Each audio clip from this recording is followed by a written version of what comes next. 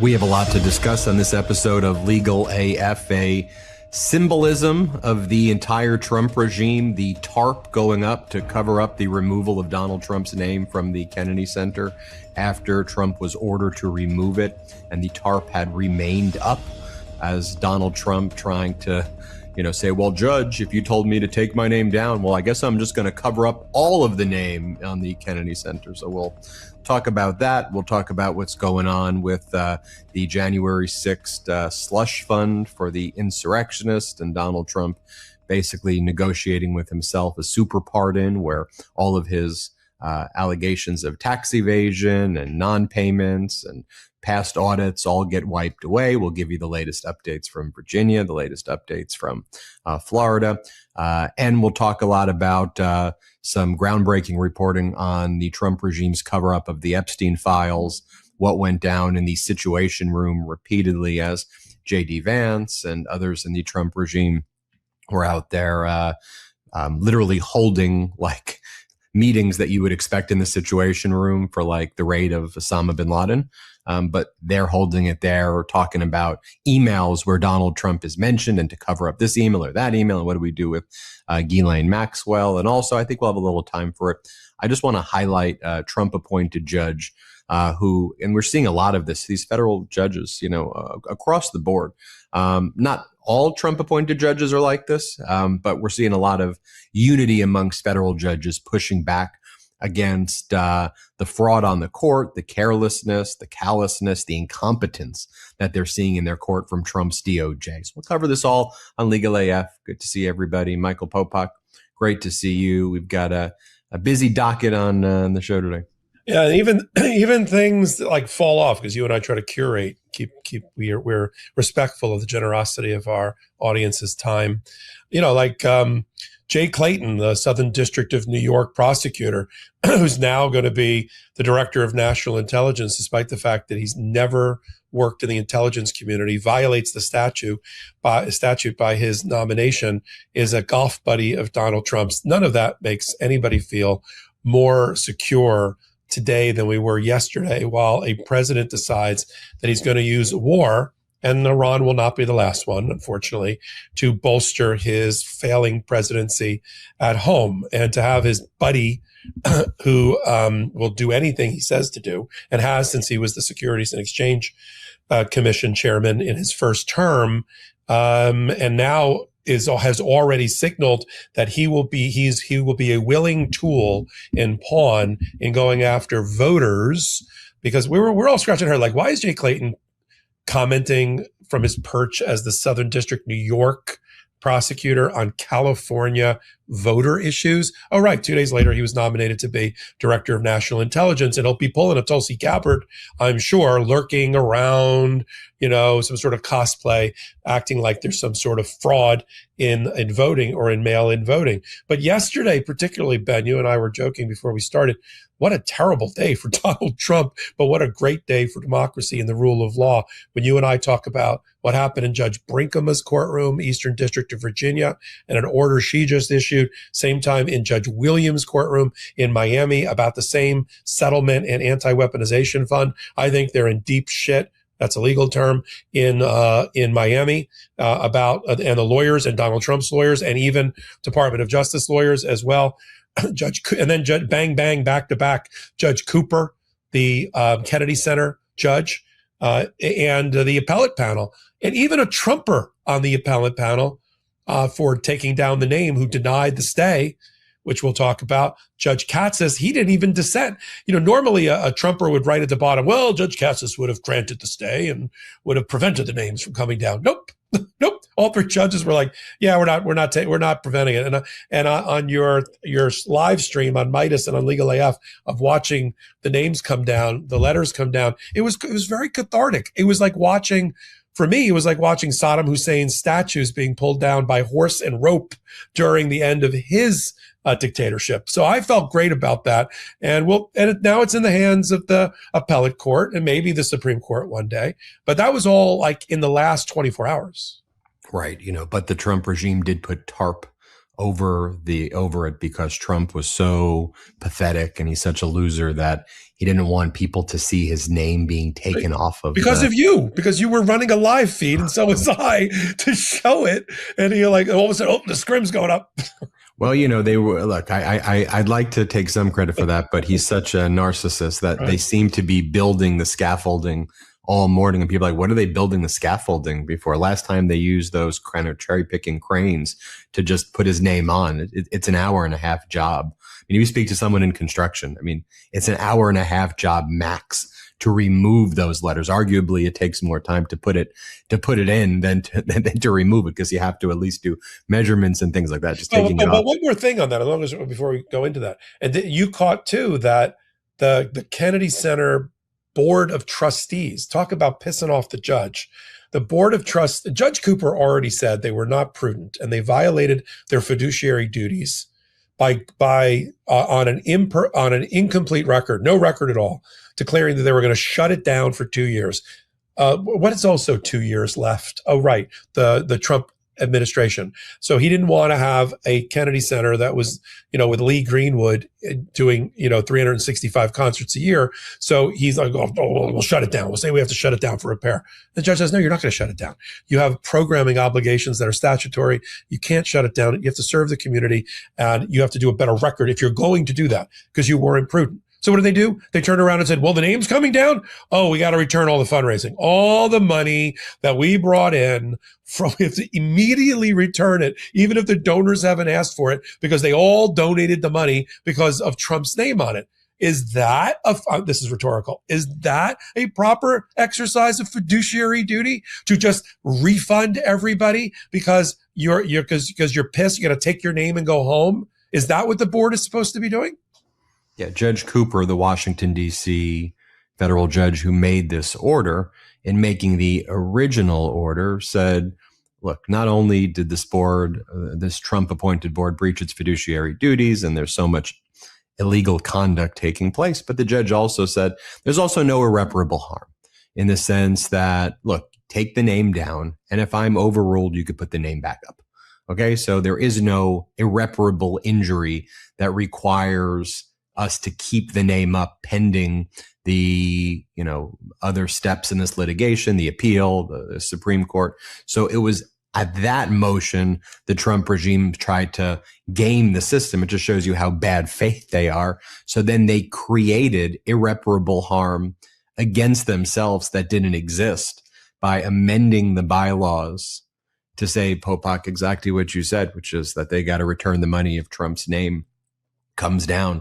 So now they go and argue, well, look, now we go bankrupt because of your order. It's, well, because you just inserted a poison pill to bankrupt yourself that didn't exist before. What are you doing? Like, that's not, there's no donor who's like, you know what?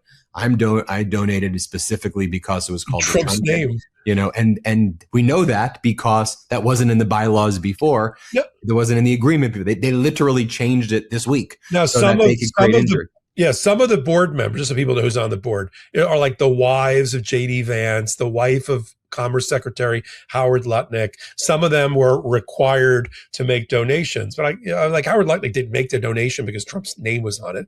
He made the donation so his wife could sit on the board, and because his boss told him to.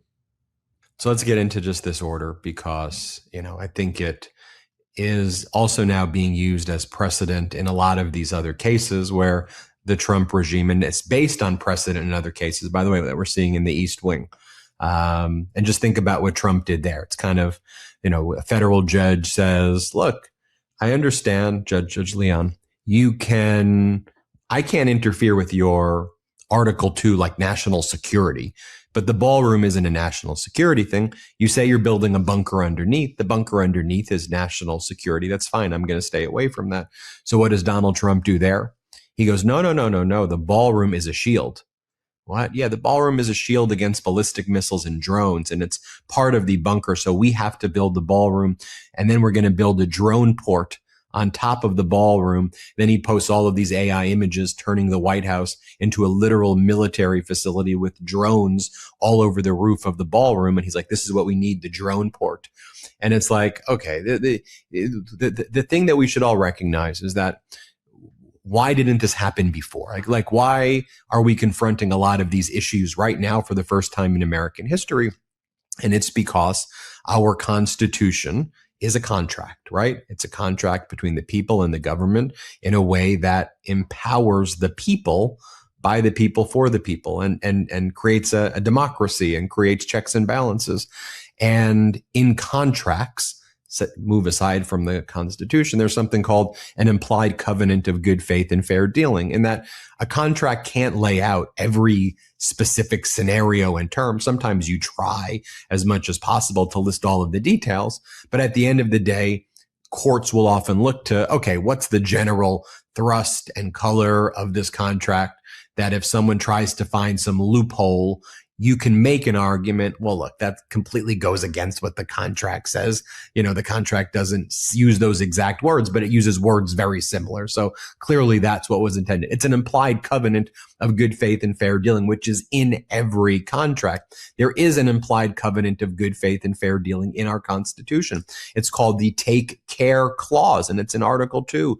And it's that the president, in effectuating the laws, takes care that the laws which are passed by Congress are faithfully executed.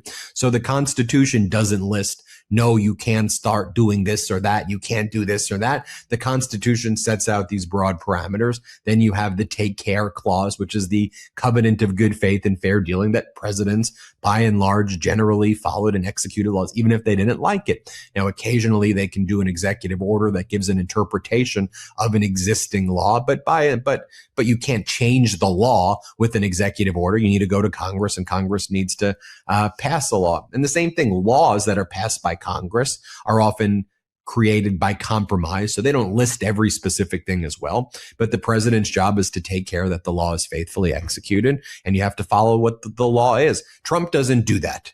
He does not take care. He's violated his oath every day, and he does not take care that the laws are faithfully executed. And so that's what we see here.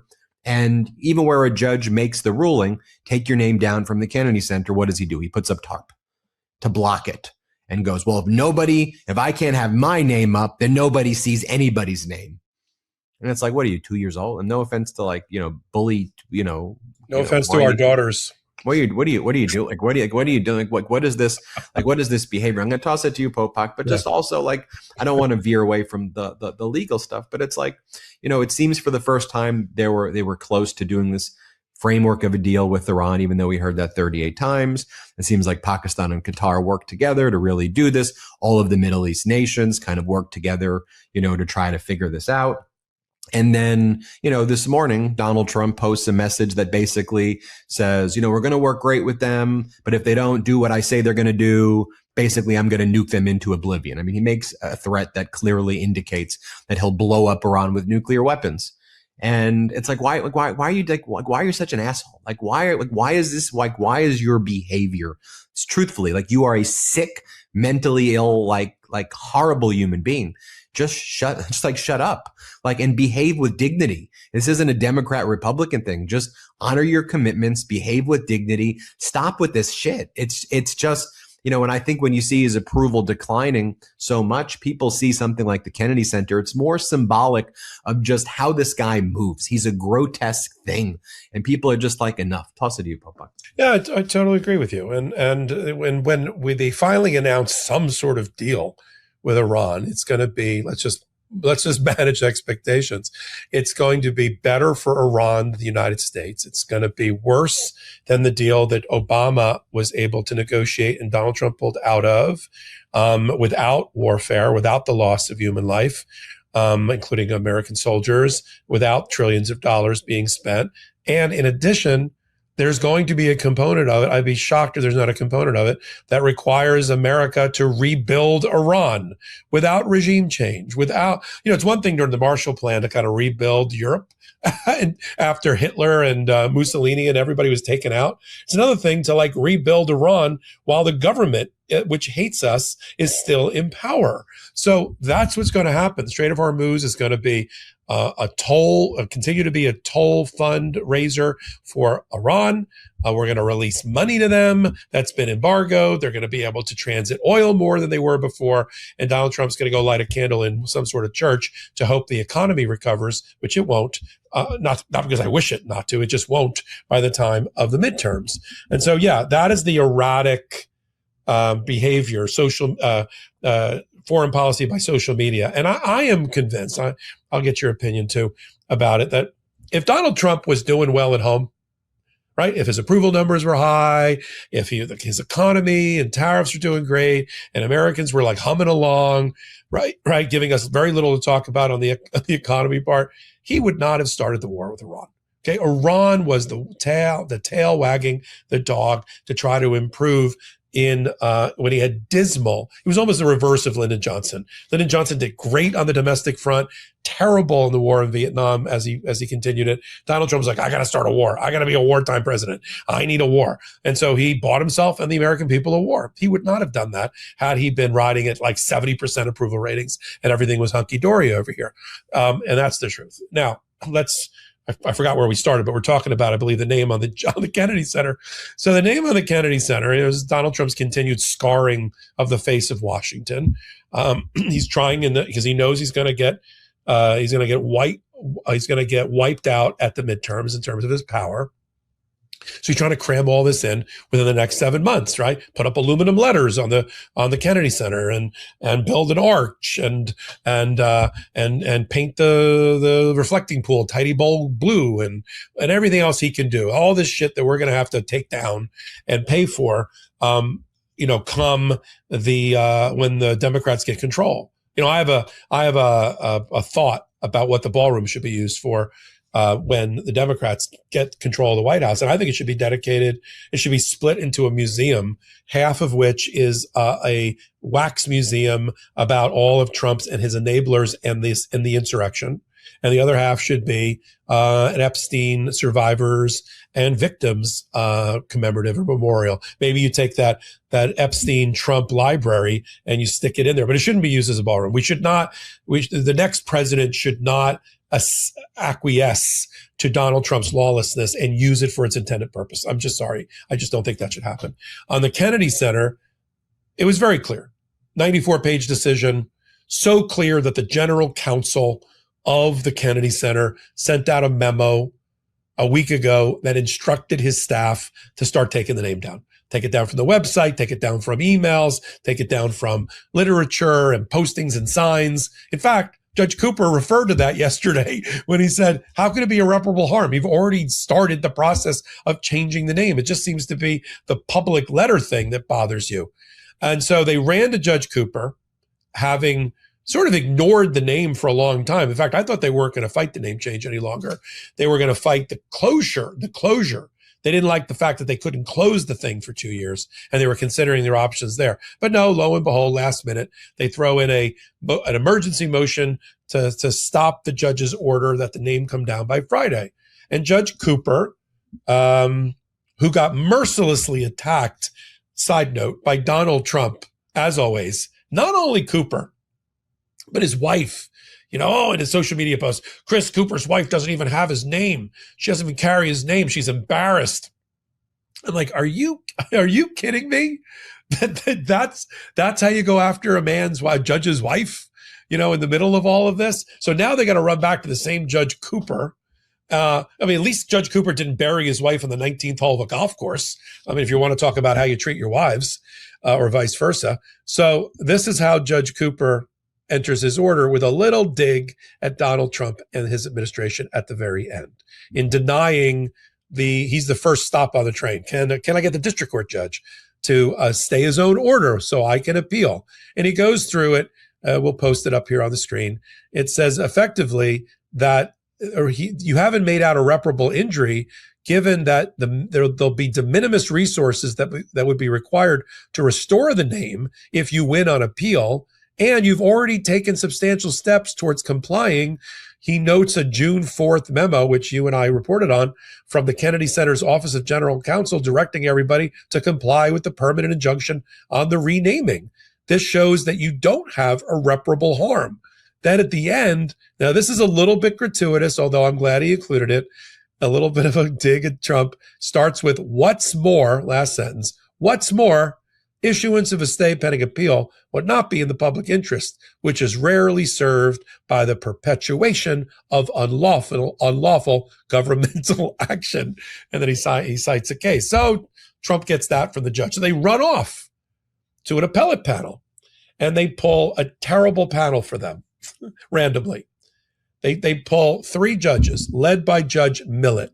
If that name sounds familiar, it's because she just presided over the ballroom hearing in which she asked that, there was that SEAL Team 6 moment where instead of SEAL Team 6, can Trump use SEAL Team 6 to kill Biden, get away with it, as came up in the immunity appellate case. She asked, are you saying that if Donald Trump wanted to destroy and knock over the Statue of Liberty, nobody would have standing to come into court for the court to rule on that? And the lawyer for the Department of Justice, Yakov Roth, said yes.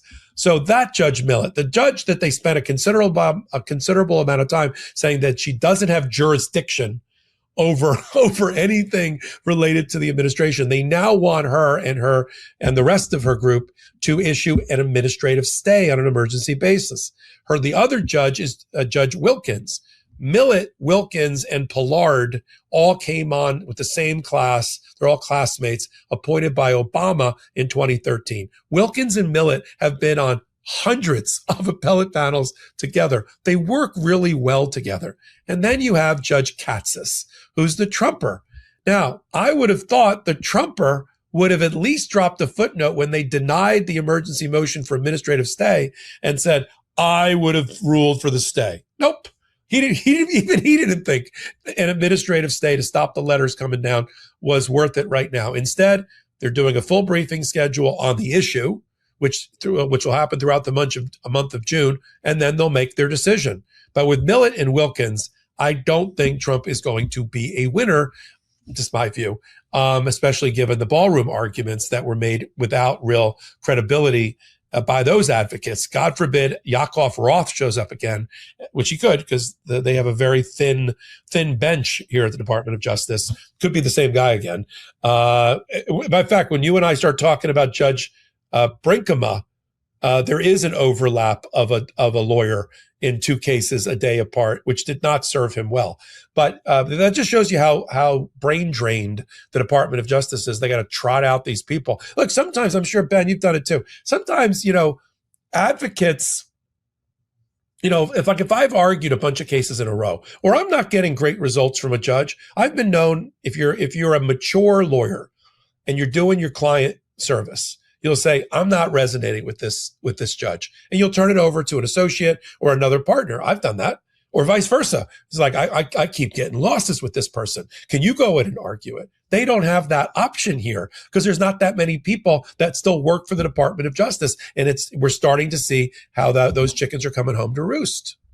Yeah, they also are so delusional that they keep, or just are so arrogant and narcissistic or just so malicious. They really don't care. Like when we talk a little bit about the filings that are taking place in the Miami federal court regarding the collusive settlement between Trump and Trump, where in the $10 billion lawsuit, Trump's lawyers attacks the judge.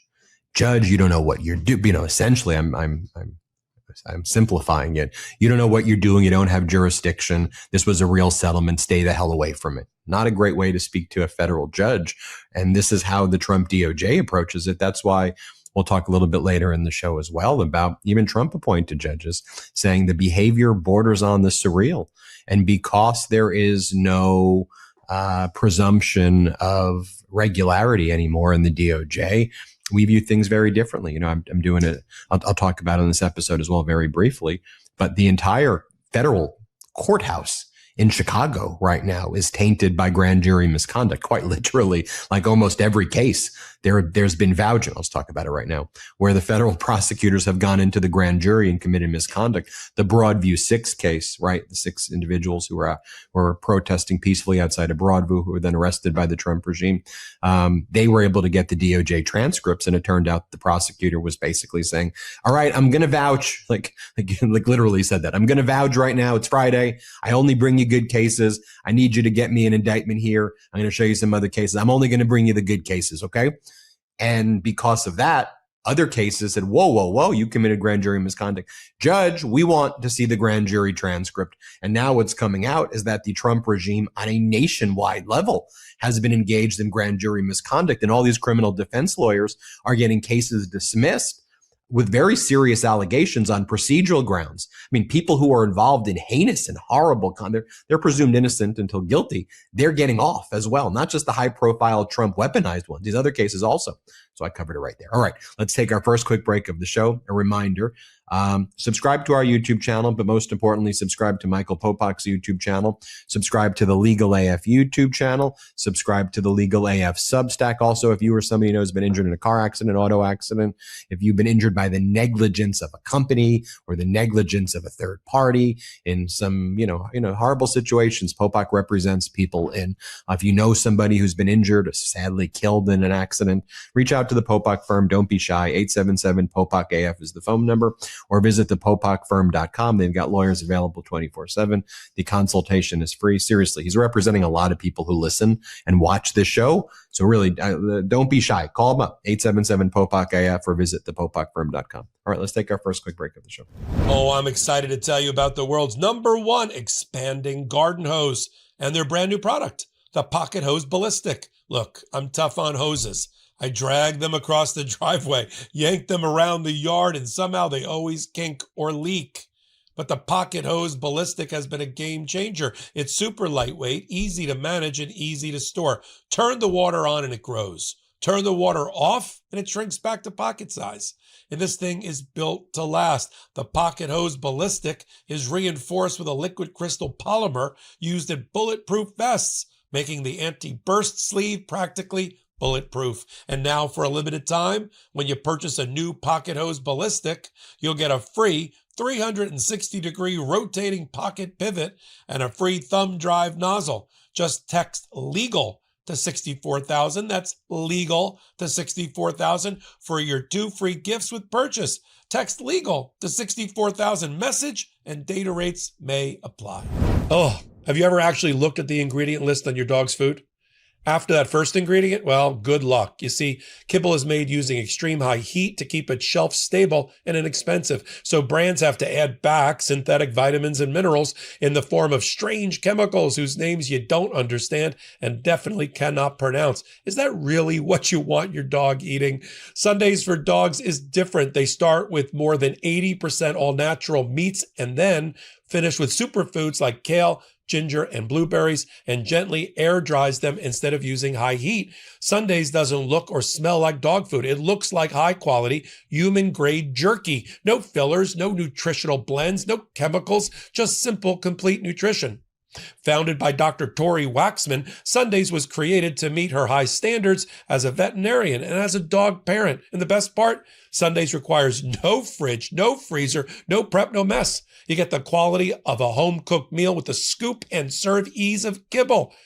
It's what dog food should have been all along. Over 100,000 dogs are eating Sundays, and the reviews speak for themselves, especially from owners of picky eaters who had never seen their dog get this excited about mealtime before, like my Lily. Make the switch to Sundays. Go right now to sundaysfordogs.com/legalaf50 and get 50% off your first order. Or you can use code legalaf50 at checkout.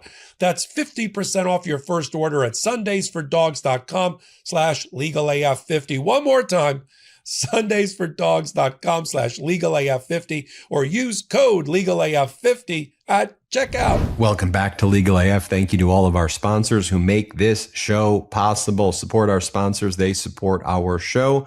Let's get back into it, Michael Popok. Just as the Trump regime, quite literally covering up the removal of Donald Trump's name, vandalizing the Kennedy Center. They continue to cover up the Epstein files. It's one of the totality of circumstances that led to this unlawful and catastrophic war in Iran, as we were all getting closer to finding out more and more and more what's really in the Epstein files, and of course identifying this massive Trump regime cover up. Lots of people believe, and I'm one of them, that one factor, there's a lot of factors, but one of those factors was the continued cover up of the Epstein files for this catastrophic war. Now the cover up obviously continues.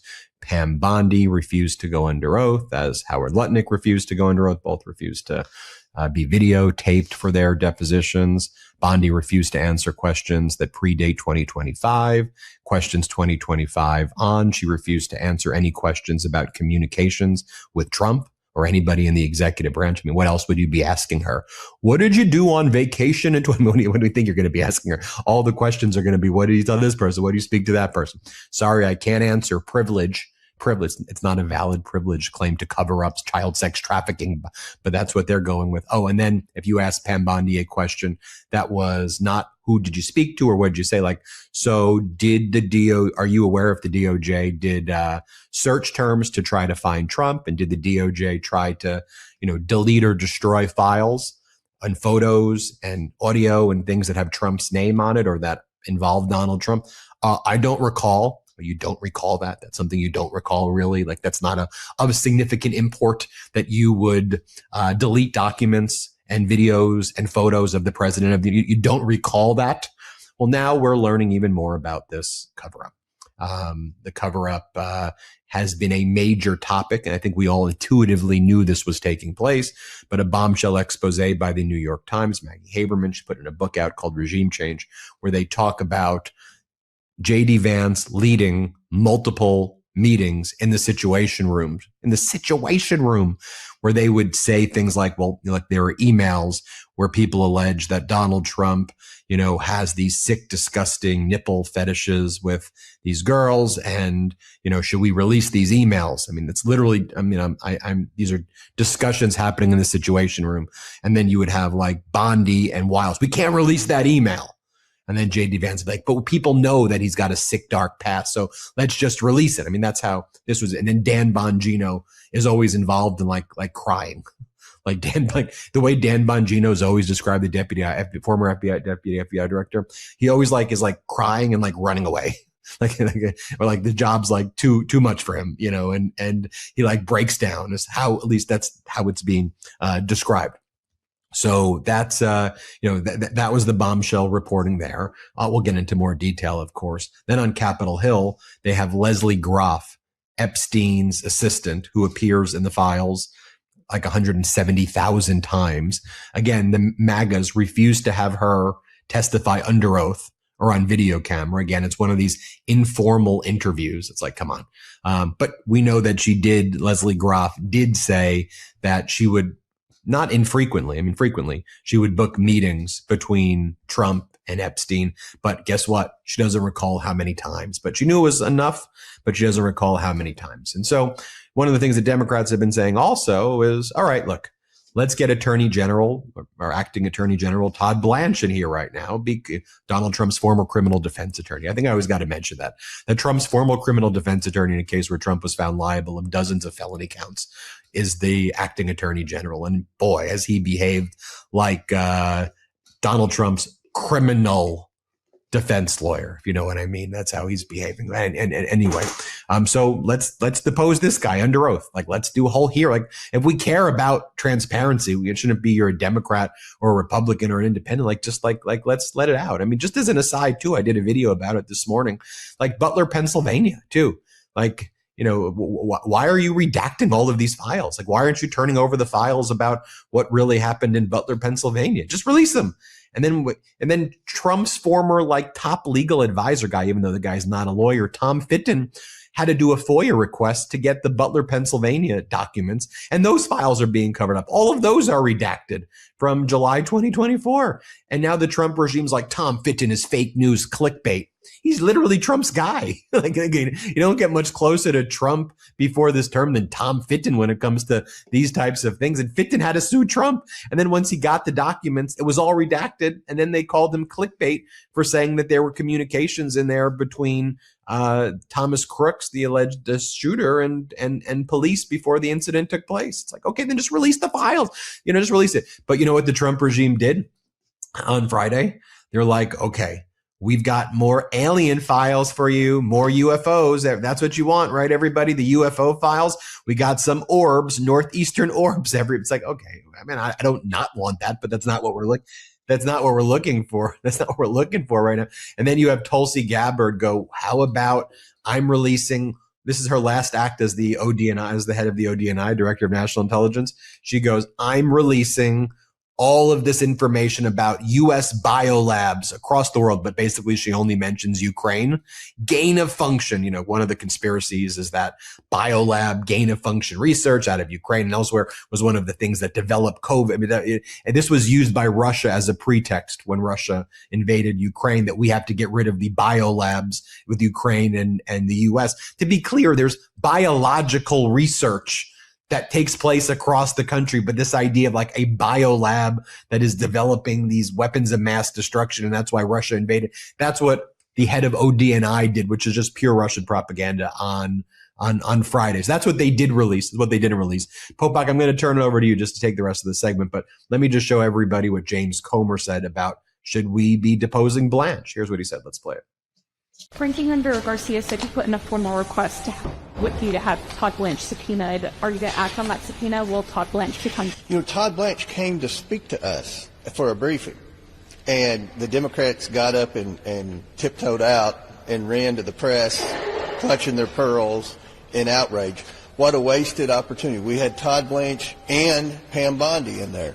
Garcia always wants more, Popok. Like, you always want more. I mean, Popok, isn't that like the idea of like what you do in an investigation when you uncover a little? You're supposed to want more. And then why are you asking for additional details? I don't know, because there's a lot of red, like that's what you do. Make it make sense, Popok. Yeah, make it make sense, Popok. Yeah, I'll try.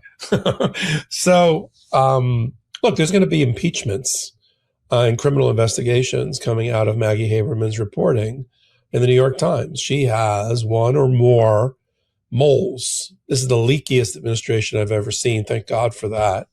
And she has copious notes. I mean, when you read that article, the freak out session in the Situation Room is a paraphrase of the title. Freak out referring to J.D. Vance sweatily freaking out because he was the only one in the room, including Susie Wiles, James Blair, Kash Patel, and Pam Bondi phoning in. Hold that thought, because I've got an idea about the leak. Todd Blanche, Stan Woodward, Stephen Chung, and others in the room, all trying to conspire, like in the Iran-Contra, on how to cover up a maybe criminal or statutory violations by the Trump administration about the Epstein files and the Epstein Transparency Act, and later adopted. And every one of those people who are quoted, that's why Maggie's reporting is so brilliant, because somebody is taking either copious notes and having turned them over to her, or they recorded what was going on in the Situation Room in those events. Now, it's hard to literally record with an electronic device in the sit room for obvious reasons. But two people phoned in. And according to Maggie, that was Pam Bondi and Kash Patel. Now, does anyone put it past Kash Patel to have Dan Bongino in the room with him to talk about the Epstein files, since they made their bones as podcasters, promoting getting to the bottom of the Epstein? I mean, they also had conspiracy theories related to the Epstein files and the Democrats. But I mean, I definitely can picture Dan Bongino in the room. I can picture one or both of them recording it. Who would put it past the director of FBI hitting a record button? And Pam Bondi, I mean, the fact, even though Bondi and Patel were at each other's throats and blamed each other for undermining each other, they were also on mutual thin ice in the administration. And that's the kind of person that takes notes and copious notes, And there's other people that are trying to save their own hide too. I mean, I wouldn't put it past somebody like Stephen Chung, even though he's disgusting, in confirming some reporting, because he's also worried about, this is when you put crabs in a bucket and they fight their way out which is what we're watching. It's every man for himself with a sinking administration. Her reporting was too crystal clear. It wasn't like, it wasn't like passive voice. Somebody may have said. This was quotes. And so Representative Garcia issues an immediate letter to Comer and says, this is a massive cover-up that has now been disclosed at the highest level of senior leadership of the Trump administration. The only person not in the room was Donald Trump, but he was in the room because Haberman reports that Trump made it clear he wanted nothing to do with the disclosure of the documents. He did not want them disclosed. At best, what they wanted was a gesture. Listen to this term, Ben. A gesture of transparency. Not transparency, a gesture. Like you said, we need to distract our masses that follow us. Release the JFK files again. Release the Martin Luther King file. Release the UFO files. How about release the Epstein files in full transparency? So Trump didn't want it. So that warped the decision-making of everybody in that room. And the best line, there's two great lines that come out of the reporting. One is Stephen Chung, quoted as saying, giving a pardon to Ghislaine Maxwell, who's been convicted of child sex trafficking, would be a PR nightmare. That's an understatement. See how he always puts things, not in terms of morality, not in terms of doing what's right or what's lawful, a PR nightmare. Yeah, I think it is a PR nightmare to pardon Ghislaine Maxwell. The second greatest line was James Blair, who's also the young deputy chief of staff that is part of the gerrymandering, or what we call the dummy mandering plan. James Blair said, somebody was pushing like J.D. Vance for a press conference. We should have a press conference. We need a press conference. We need a press conference. And James Blair looked around and said, with all due respect, the people in this room and the communications plan they originally designed is what got us into this mess. And I don't think a plan coming out of this group is going to get us out of it, which I thought was a very telling comment about it. And then Todd Blanche, who is going to be our attorney general unless the Senate grows a set of balls on the Republican side during confirmation hearings, he says, we should use Tucker Carlson to do the interview of Ghislaine Maxwell. Oh, no, I'll do it. Okay. Part of the cover up. And that was a pretty weak tea for James Comer, but even for James Comer, that was pretty weak in terms of clutching pearls again. They had the guy before the story came out. Why didn't they ask the questions about the story that hadn't yet been released? Like what edible are you on? But it's just. So let Garcia and the Democrats and Jamie Raskin. I was wondering why Trump freaked out about our friend Jamie Raskin the day before, or right after Haberman's report came out, because he knows that Raskin, who was his second impeachment manager and is along with Garcia and others, is a big defender of the survivor's dignity and going after Donald Trump for being, and for the cover up around it. He wanted to kind of undermine him in advance. I was like, why? You can always tell Donald Trump's his skin is so thin. You can see his beating heart, like when he stands in front of you. I mean, underneath the obesity. But in any event, this reporting will have the impact, if not now with oversight committee hearings, in January of 2028, after the midterms, when we have 2027 after the midterms, when the Democrats hopefully get control of the House and the Senate, because they're going to open up impeachment investigations, forget oversight committee, into everybody in that room that is obstructing justice. I mean, that is a good argument, and try to lay the groundwork for it between now and then, getting them under oath in oversight committee hearings to testify. Todd Blanche coming back, whether it's to the oversight committee hearing.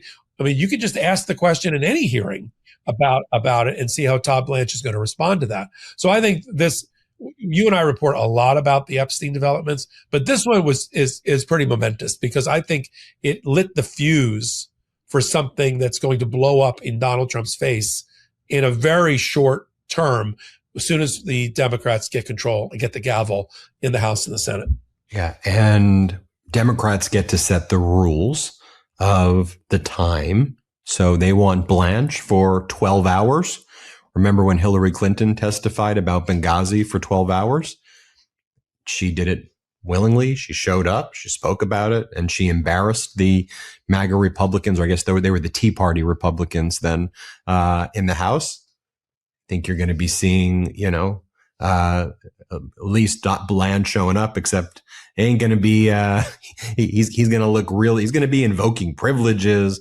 I mean, when I read that transcript of Bondi and Lutnick, if that happened in public, I can't even, I mean, they are lucky, and the DOJ knows it, that stuff was that these were dense transcripts with lots of objections, and it feels technical, and there was no video camera. I can tell you from reading it was bad. Also, I'll just leave us with this point before getting into some other topics, which is, you mentioned impeachment. I reflect on the impeachment, the first impeachment against Donald Trump, not for trying to overthrow the government, but for trying to overthrow a different government in Ukraine. And it was really, the quid pro quo, javelins for you need to launch investigations. Basically, it all goes full circle, especially with Hunter Biden in the room right now. You need to launch criminal investigations against Joe Biden and against my political enemies, Zelensky. Right. So this all goes full circle.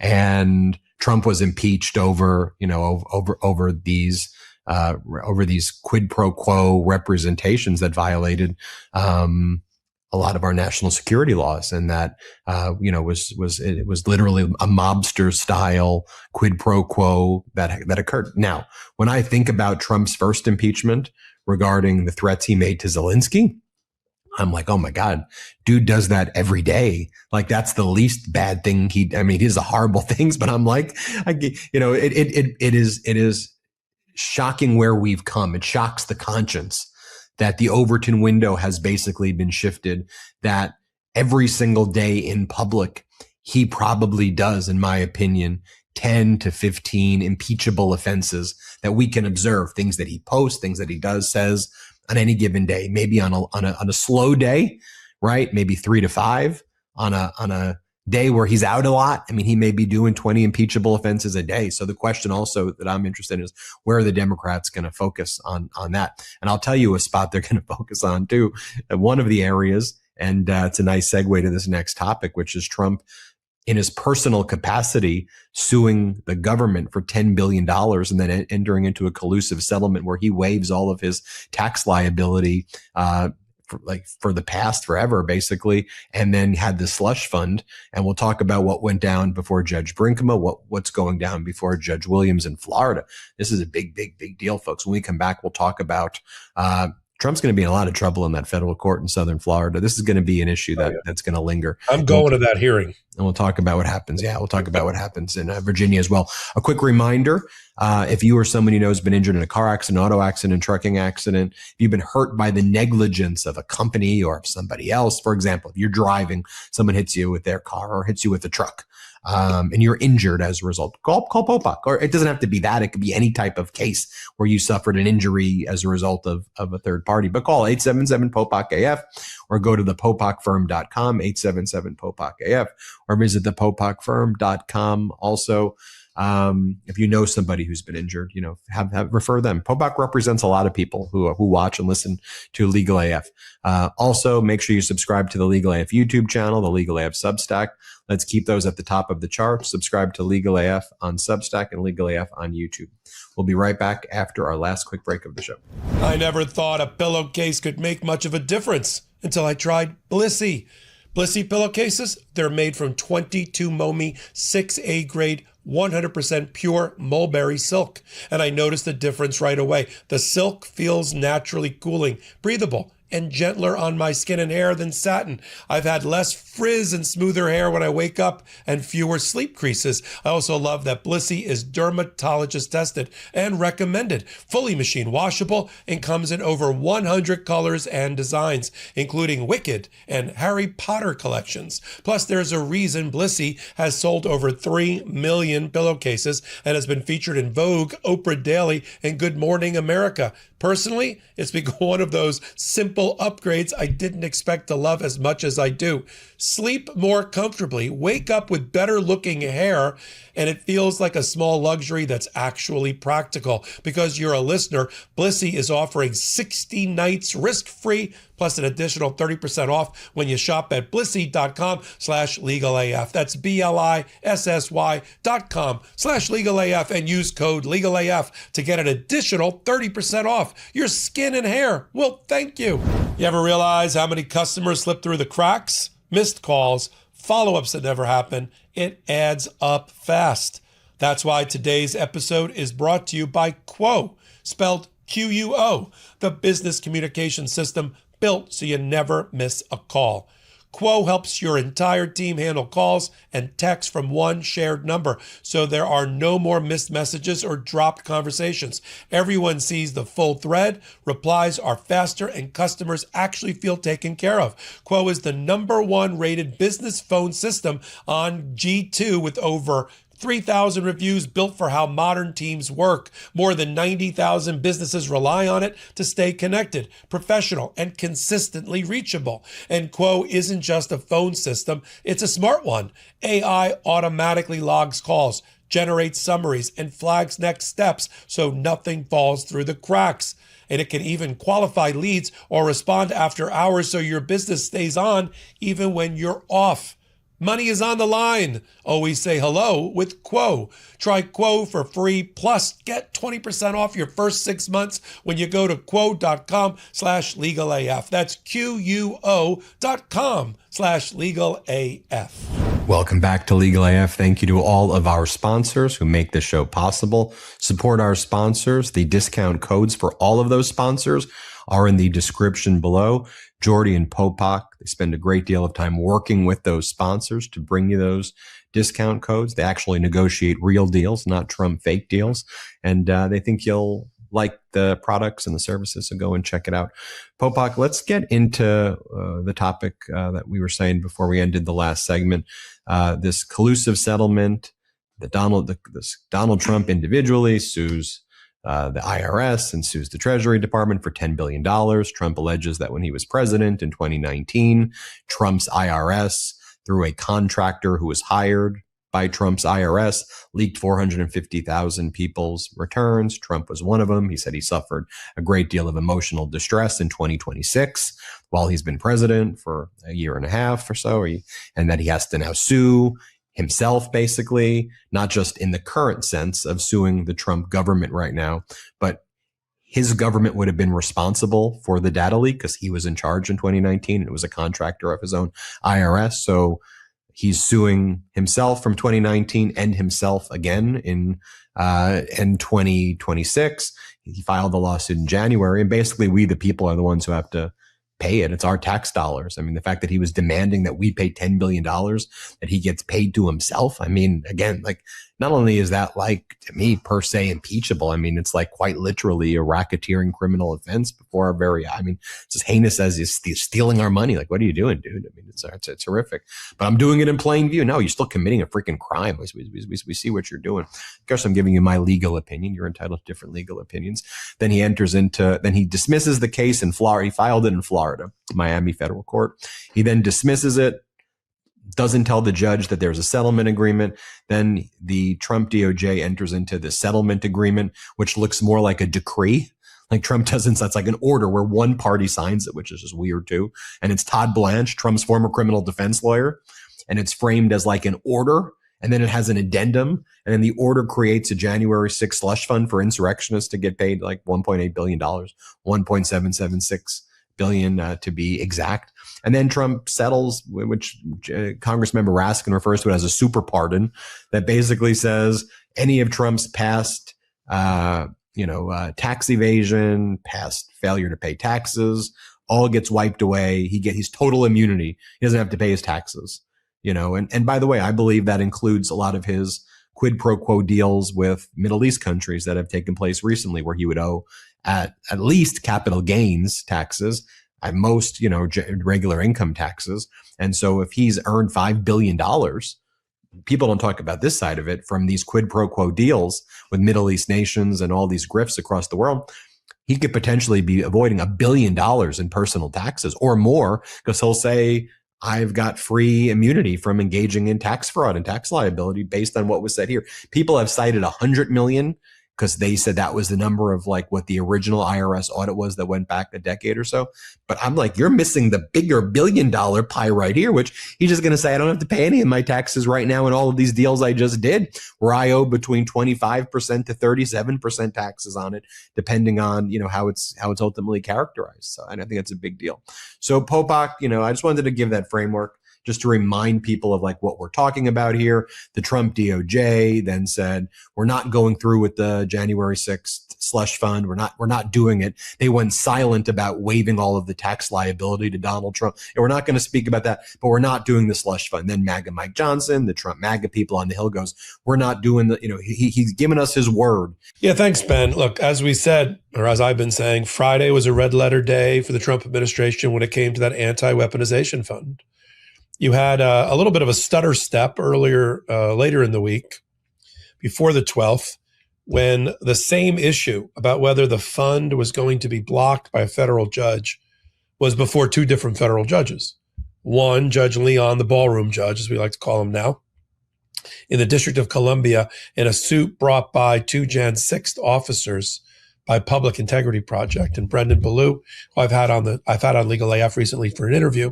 They brought one from their vantage point of being at the Capitol on Jan 6th and not wanting to see insurrectionists get paid, or insurrectionists get paid and have their debts relieved, a violation of the 14th Amendment.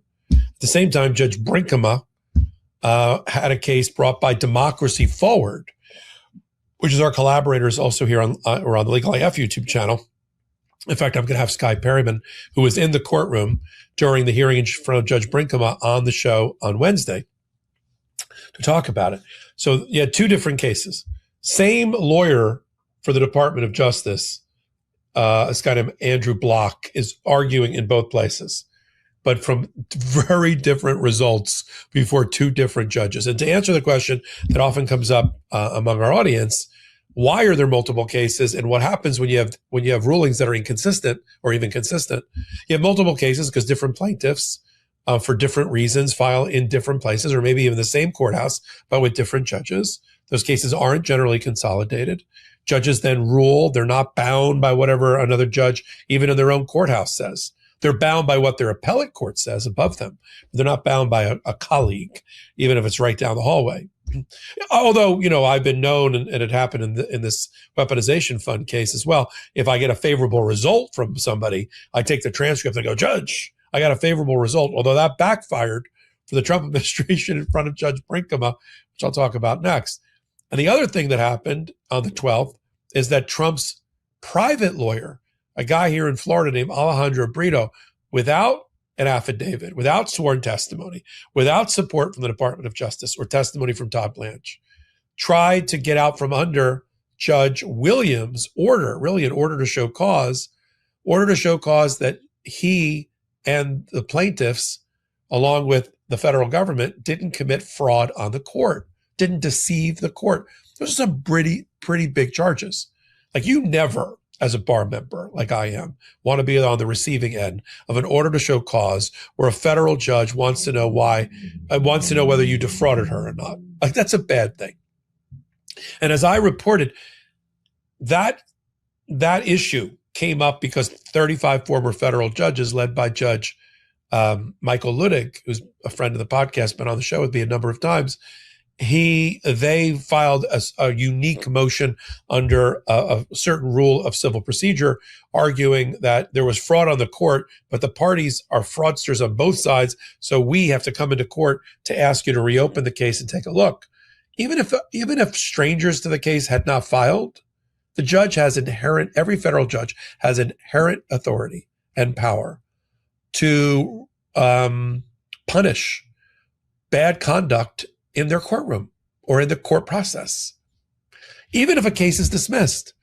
I mean, if a case is dismissed, but like right before it's dismissed, somebody dropped their pants and took a crap in the courtroom, there's repercussions. You can't say, well, Judge, I dismissed the case. You don't have jurisdiction. I'm sorry, I just crapped all over your court, but there's nothing you can do about it. That's not right. It's not accurate, and it's not right. Sort of what Trump's arguing. We can take a crap on the court, and you can't do a darn thing about it, and filed that way. So, but let's start in chronological order. Judge Leon holds a hearing. He finds that he's not going to block the fund. He finds that it was enough that Todd Blanche, during a Q&A with a member of Congress, I think it was Grace Ming of New York, said, no, the weaponization fund is dead. He never talked about the next day when he alone, without anybody else participating, amended the settlement agreement to give what we now refer to, or Jamie Raskin coined, the super pardon to the Trump family against any criminal prosecution by any future Department of Justice or current Department of Justice for anything that Donald Trump labels lawfare or weaponization, and also out from under tax and audit liability. I mean, a golden get out of jail free card.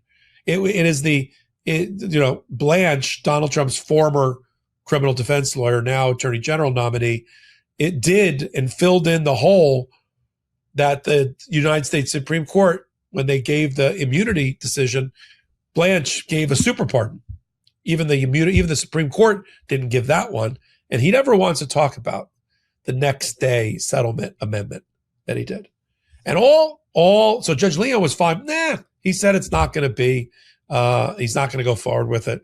Get out of my courtroom, effectively. So Andrew Block, the lawyer who argued it there, got all excited.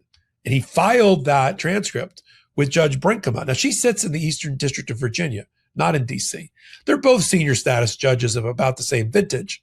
But I don't know what her relationship is with Leon, Judge Leon. He was a Republican appointee. Brinkema was not. So she opens a hearing on Friday. And we had a man on the ground. We had a reporter in the room, Adam Klasfeld of All Rise News. She starts it, the very beginning. When you come, for those who have never been to a hearing, federal or state, the ritual of it is pretty established. The lawyers come into the room. They set up at respective counsel table, these wooden tables. They cross a wooden bar that's in the room that separates the public from the well of the court. That is the bar. When people say they are members of the bar, that means they have the ability, they have the right, the privilege to cross that wooden bar and interact with the court as an officer of the court. So you pass the wooden bar, you sit at your table, you set up your materials. There's courtroom staff in the room, and usually the judge is not in the room unless he or she's already conducting hearings. Then you all rise when the judge walks into the room. And then you state your name, you make appearances, it's called. Judge will call the case number, blah, blah, blah. Who's here for the government?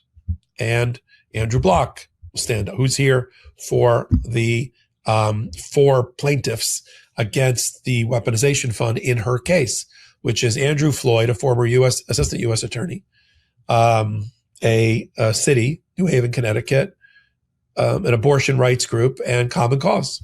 Who's here for that? I'm blah, blah, blah, Democracy Forward, on behalf of the plaintiff.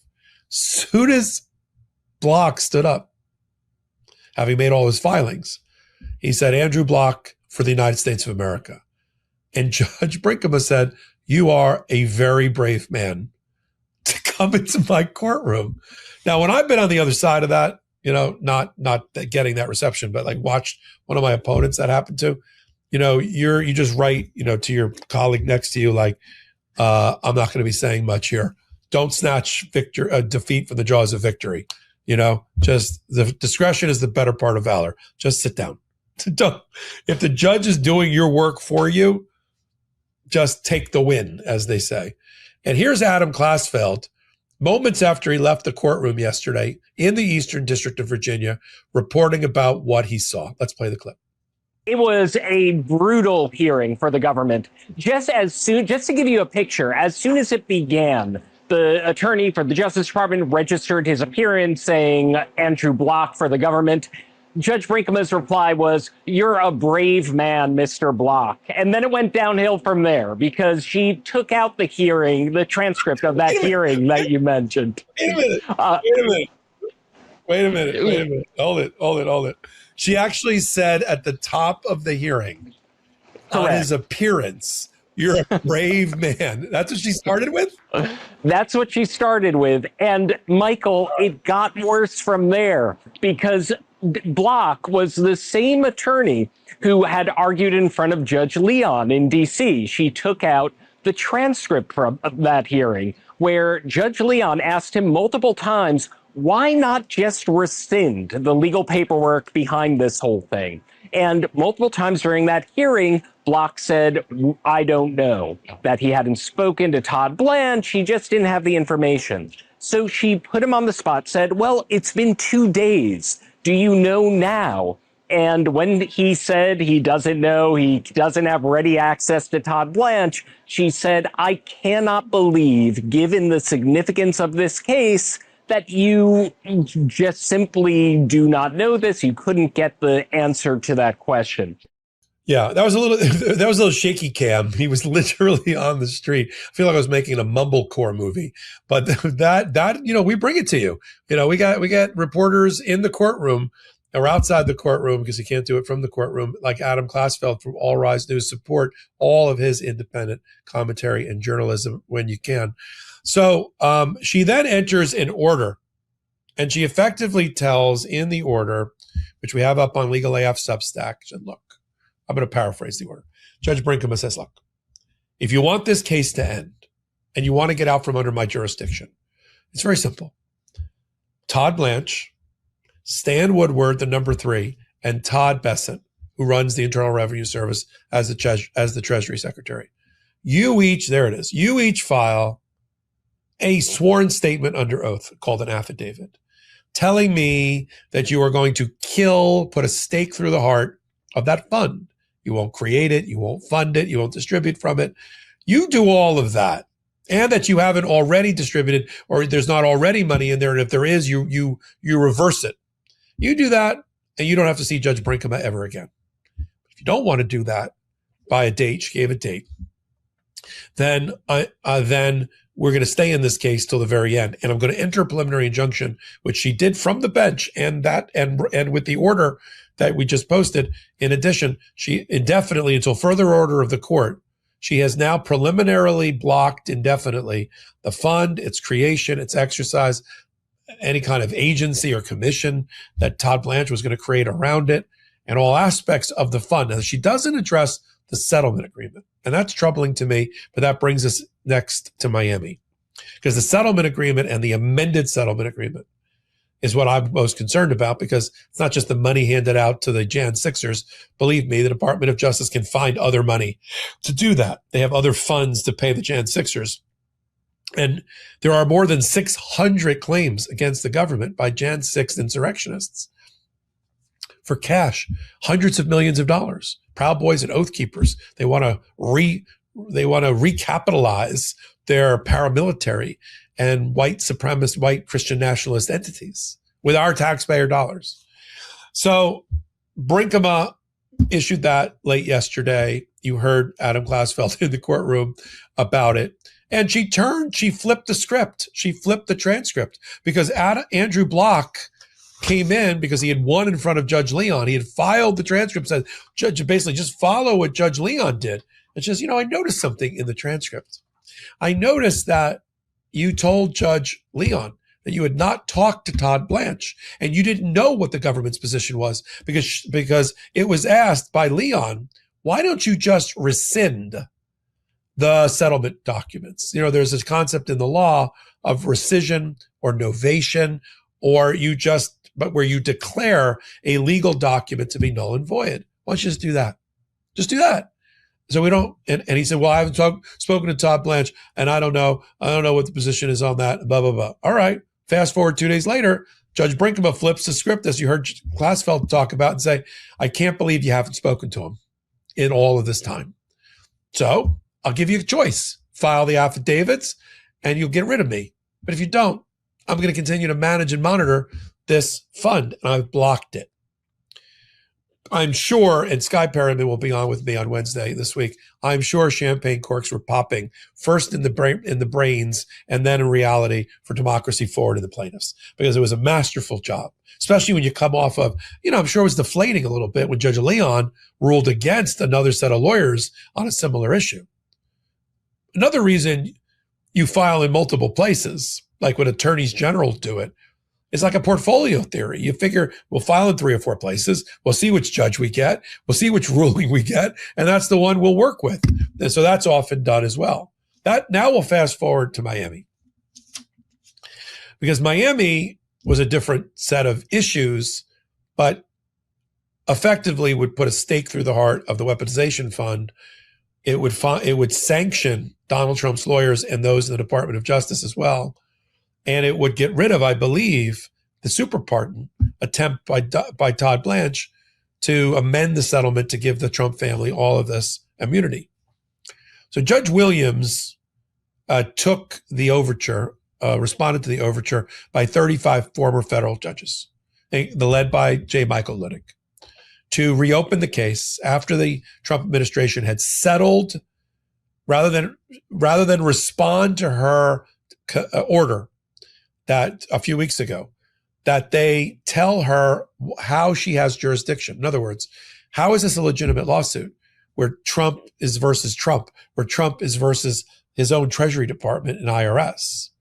I don't get it. This doesn't look adversarial. This looks collusive. And you and everybody here file a document separately, Trump, IRS, and DOJ, about why I have jurisdiction, why this is a real lawsuit.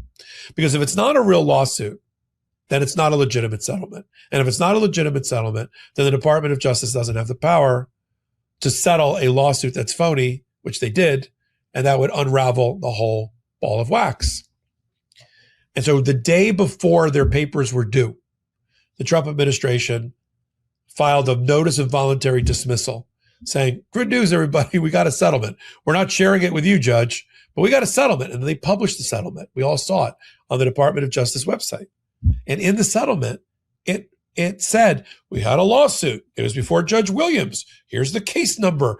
And they're just recital after recital about the phony lawsuit, using it to give an imprimatur of legitimacy to do the settlement. They even went so far as to have the lawyer for Donald Trump say, I was even thinking about amending my lawsuit before Judge Williams to add a class action for all Jan 6ers. You were going to amend a lawsuit that the judge was about to throw out the window and had already said she didn't think she had jurisdiction over? That's a lie.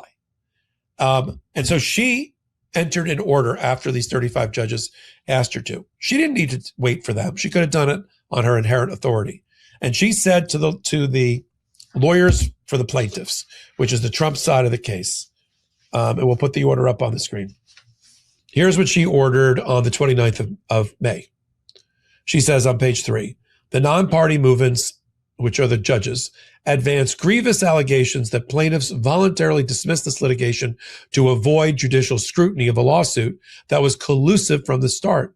They point to the fact that the settlement in question includes a 3-paragraph addendum that purports to forever bar and preclude the United States from pursuing claims against the defendants. Accordingly, it is ordered and adjudged that plaintiffs file by yesterday a paper detailing their position on the matters set forth in the motion, including 1, the charges of collusion and whether the parties are truly adverse. 2, the assertion that the dismissal in this case was premised on deception by the parties, meaning the Trump parties and the IRS. And 3, the question of whether the case should be reopened because the court was the victim of a fraud. Those are serious charges. Fraud, deception, victim of fraud. And I'm like, okay, they better come up with something good when they file, right? So they file a 22-page response. They never mention it's not broken down to actually respond to the judge's order. They skip deception outright. The D word doesn't appear anywhere in the 22 pages. On fraud, they just say that the judges, the 35 judges, didn't carry their burden to show there was fraud. The judge already said there's been charges against you of fraud. Answer for it. The answer can't be, I don't think they carried their burden. The burden is on you. You're an officer of the court. And then how they frame their entire filing, we have it up on Legal AF Substack, is to attack the judges. Oh, the judges are political hacks. 35 former federal judges, including Michael Ludick, who should have been the Chief Justice of the United States instead of John Roberts. Really? Political hacks? Many of them were appointed by Republicans. And they don't know what they're talking about, and they insult the rule of law. And basically, Judge, you too. You don't know what you're talking about either. And then they go off to say, Judge, you have no jurisdiction. Not that they didn't commit the fraud of the court, because we dismissed. And so there's nothing you can do about it, Judge. This is the I crapped in your courtroom and you can't do anything about it theory. Let me just put it this way. This is an intentional file. This is a filing that intentionally does not accurately or appropriately respond to a judge's order. If you were writing this, if I were on the receiving end of that after I was done crapping my pants for having received it, I would have prepared my own affidavit, testimonial, under oath, that made the judge feel better that I didn't commit a fraud on the court. And I would have said, I am an officer of the court. I represented this. This is the reason the lawsuit is not collusive and wasn't a deception. This is why I didn't commit fraud on the court. I did not commit fraud on the court. I never would commit fraud on the court. And I would get that together. I would get affidavits from people in the Department of Justice to talk about the settlement, like Todd Blanche. See, Todd Blanche never wants to be under oath. He'd rather lose a case than be under oath. I doubt he'll file an affidavit in Judge Brinkema's courtroom on the weaponization fund. He didn't file one here. He didn't file one in the Kilmer Abrego Garcia case in Tennessee to avoid a vindictive prosecution dismissal. He's not going to go under oath. That's not him. So that's what you would prepare. That's the sheets of paper you would prepare to submit to a court to save your hide and your law license from a sanction by a judge. That's not what they did. And so now the judges, the 35 judges, get the last word. They file next Friday. And then the judge will decide whether she wants a hearing or not. If there is a hearing in front of Judge Williams, where she would throw the book at these lawyers, and I think she'll hold a hearing. I'll try to be there. If it's only Zoom or audio, I'll phone in. If it's something I can go to live, I'll get into the courtrooms. You know, I'm in Miami. That I assure you. But this just shows you the depravity and corruption of the Department of Justice. I think that's a common theme here, a golden thread that we pulled through this entire episode. And it usually now starts and ends with Todd Blanche. But federal judges are fighting back. You know, and how many times have we done a Legal AF episode where we said this is an epic losing streak? Like 2 weeks ago, we did a show where we said it was 0-5 in 1 week. We just had a similar 0-4 and things that we also touched on, like, you know, the entirety of the Chicago U.S. Attorney's Office up in flames and federal judges there of all stripes not believing a word that they say. This is what happens when you undermine the credibility, the legitimacy of the Department of Justice, and you make it a weapon for the executive branch that's not independent. Then grand juries don't trust you, juries don't trust you, judges certainly don't trust you, and of course the public and the voters don't trust you. And that's what's happened with the worm turning against the Department of Justice and Donald Trump's command of it over the last 19 months, 20 months. If anybody were to say to me, what is the number one, besides the polling numbers, what's the number one thing that has changed radically since the start of the Trump administration? It's their now inability to get away with their attacks on the courts to their benefit, like benefiting from moving so fast and being so unlawful and getting a benefit from that. Federal courts are now onto them. And it's the rejection of the Department of Justice by the American people and the very stakeholders in our institutions that matter to justice, grand juries, juries, and judges. That has now changed 180 degrees from the start of the Trump administration, reflecting how the American people now also see Trump as being completely corrupt and untrustworthy. And no amount of bombings in Iran, and unfortunately, Iran's not going to be the last Iran. First of all, I'm not even sure Iran is going to be the last Iran, because I'm not sure whatever they're going to announce on Donald Trump's birthday with some confetti cannon is really going to hold or last or be good for the American people. But he's not the last one, because every time Donald Trump falters in the polls in America, which is going to be a regular occurrence and a weekly occurrence, he's going to go run out and try to bomb somebody, like he announced yesterday or today. We bombed the Tren de Aragua guy in Venezuela. Okay, you control the country. I'm not sure that's that surprising at this point. People don't lose sleep, on the scale on when they poll people. What are the things that keep you up at night? Tren de Aragua doesn't break the top 2,000 of things that keep people up at night. Affordability, housing cost, healthcare, immigration, and Donald Trump's assault on immigration and immigrants. Those are things that people are voting on. And it starts, as it always has, historically, with the economy. And we'll continue to follow all of that. We're so glad you're here. You may notice I've been solo here for a bit. Ben had a little bit of a technical difficulty. Sometimes it happens, when we do our taping and our live recording. So, but I'm glad you're here on Legal AF. As you know, we do the show twice a week on the Midas Touch Network, Wednesdays and Saturdays at 8 p.m. Eastern Time. And then we have a new live version of Legal AF. It's called Monday Night Live. It's hosted by Dina Dahl and Lisa Graves, and it's on the Legal AF YouTube channel. Another good reason to come over there and subscribe and help us with, our ratings, our reviews, because that keeps us on the air. Over here, over my left shoulder, is the 3 Webby Awards. There they are. I know somebody said that they look like coils, but they're the Webby Awards that we won. 2 of them for Legal AF and 1 for the Intersection podcast, my podcast on Tuesday night. So many ways to support what we do here. Keep the gas in the tank, keep the lights on. You're doing it by being here. Our audience is kind of rebuilt. We're back to our 400,000 or 500,000 people watching our Legal AF episodes every week, which we appreciate. Come over to Legal AF, the YouTube channel, which I curate. Get 12 fresh new videos a day. A great community over there in the live chats.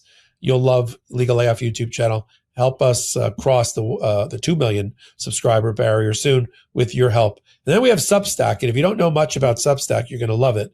Legal AF Substack, where all your interests and hobbies, political, social, sport, whatever, there's somebody writing something good over there and running a channel. And we do for law and politics with 10 pieces of content a day. I do a live report every day on there with about 1,000 people join me at around lunchtime, Eastern time. So become a Substack member or a paid subscriber there as well. And then, of course, we've got our sponsors, and we've had a couple of breaks for them today. And what we love about the sponsors, some of them have been with us from the beginning over the last 6 years. Some of them are new, but what they have in common is that they know our point of view.